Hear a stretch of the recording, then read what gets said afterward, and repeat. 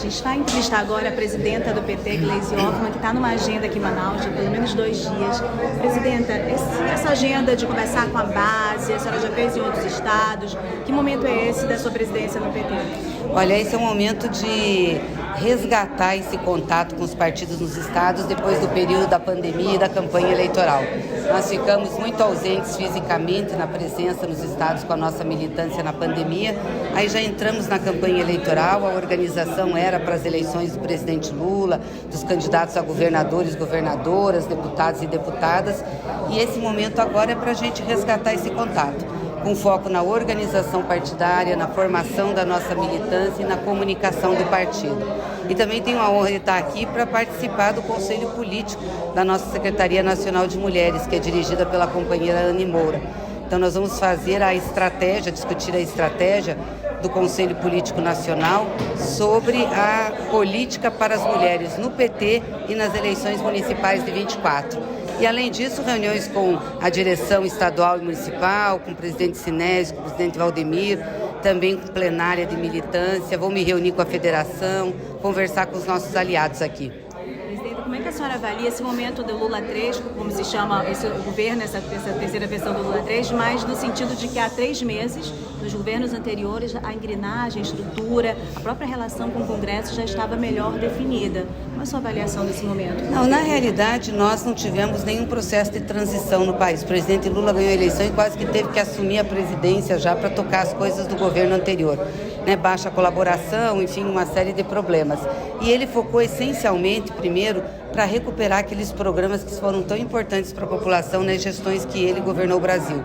Então, a recuperação do Minha Casa Minha Vida, do Bolsa Família com recursos para as crianças, do Mais Médicos, da recomposição da merenda escolar, o aumento real do salário mínimo, a desoneração da tabela do imposto de renda, coisas que ele tinha se comprometido e que ele já tinha feito e sabia que iam dar resultado. Então a energia do governo foi toda para isso nesses 100 primeiros dias. E estamos tentando montar a base do governo no Congresso Nacional. O ministro Padilha tem coordenado esse processo. Não é simples, porque é uma diversidade muito grande, então tem que fazer isso na composição de governo, mas também na questão das emendas, nas conversas dos projetos que a gente tem para debater no Congresso, mas eu acho que vai dar. Nós vamos conseguir acertar essas coisas aí até o final do primeiro semestre. Tem 2 assuntos que são importantes para a nossa região, e a senhora já até falou deles nas suas entrevistas, eu ouvi anteriormente, que é a questão do desenvolvimento, da sustentabilidade e também da Zona Franca de Manaus.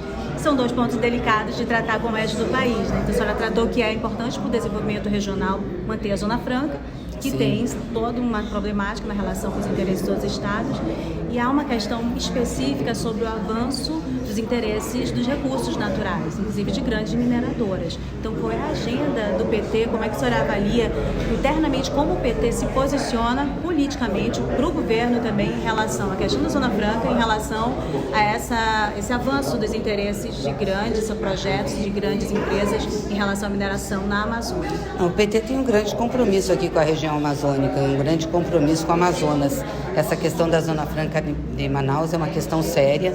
Foram nos nossos governos que foi prorrogada. O presidente Lula prorrogou por 10 anos, o presidente Dilma por 50. Já mostra o compromisso prático que nós temos com esse tema e com a necessidade de tratar regiões diferentes de forma diferente. O desenvolvimento do Brasil, para ser um desenvolvimento pujante e sustentável, tem que envolver todas as regiões.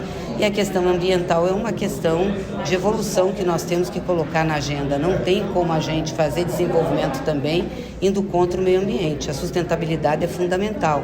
Então nós estamos num tempo em que a produção vai ter que se adaptar a isso. Claro que pode ter momentos de transição, que a gente chama de transição da produção, ecológica, a transição ecológica de produção, mas nós temos que sentar todas à mesa e ter um pacto, né? Não tem como hoje você desenvolver uma nação se não se preocupar com o seu meio ambiente. Olha, a última perguntinha, eu prometo. Há uma demora, não é só para o Amazonas, das nomeações, dos cargos, há uma disputa tremenda. E eu tenho recebido também muitas mensagens de indígenas falando também, porque eles também disputam a indicação de cargos, o movimento Sim. da CESAI, da FUNAI. Como é que está essa relação? Como é que a senhora observa isso? Então, quem está conduzindo isso é a CRI, a Secretaria de Relações Institucionais, junto com o ministro Padilha, com os líderes da base do governo.